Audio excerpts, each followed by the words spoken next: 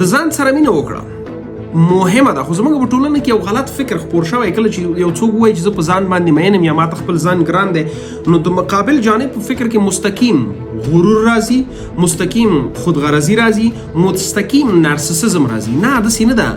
هیلثي سیلف لو له ځان سره وکړه چې ځان سره مینه ونه کړي مقابل جانب سره هر څوک چې اوسېږي، حتی د الله جل جلاله سره د مینې د کولو وړتیا په تا کې نشي پیدا کېدلی.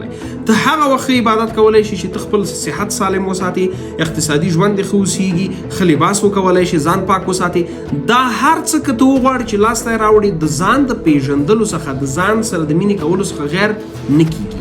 تل په یاد ولرئ، غرور ځان سره بې ځایه مینه، دا ته دې مطلب نه ورکوي چې یو څوک په ځان مین دی یا مطلب دا ښه نظر دی. نه، څوک چې بې ځایه غرور وکړي د دې مطلب باندې پوهېږي، دې مطلب دا دی په داخل کې خالي دی، هیڅ هم نه لري، پوښه یې صفر ده، ختم دی.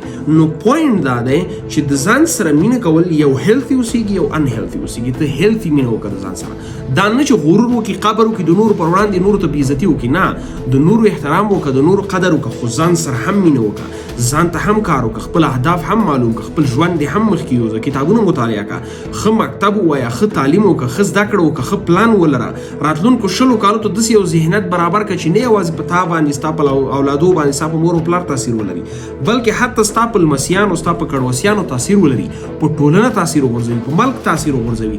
دا د کوم ځای نه شروع کېږي؟ دا هر څه تاثیر غورځول دا د ځان نه شروع کېږي. څوک چې ځان سره مینه وکړي، په ځان باندې کار کوي، چې په ځان کار وکړو، په مقابل کې ملک ته خیر رسولی شي. یو څوک چې په خپله په هیڅ نه پوهېږي، هغه به نورو ته څه خیر ورسوي؟ آیا تاسو فکر کوئ چې یو څوک چې د ځان سره مینه ولري، یو استعداد، یو وړتیا پکې اوسېږي، هغوی به نور راوغورځوي؟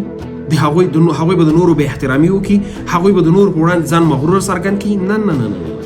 کوم کس چې د نورو په وړاندې ځان مغرور څرګند کړه، د نورو راغورځولو هڅه یې وکړله او غټې غټې لاپې یې وویشتلې، هغه په هیڅ نه دی خبر، هیڅ باندې هم نه پوهېږي.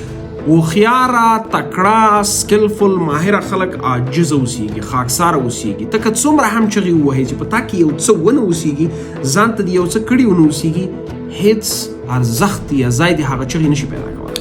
تل یې په یاد ولره چې ځان ته دې کار وکړو، ځان سره دې مینه وکړله، ته نورو ته خیر رسولی شي. چې ځان ته دې کار ونه کړو، ځان سره دې مینه ونه کړله، نورو ته خیر نشي رسولی. تش بوتل هیڅ چا په ګټه نشي راتللی.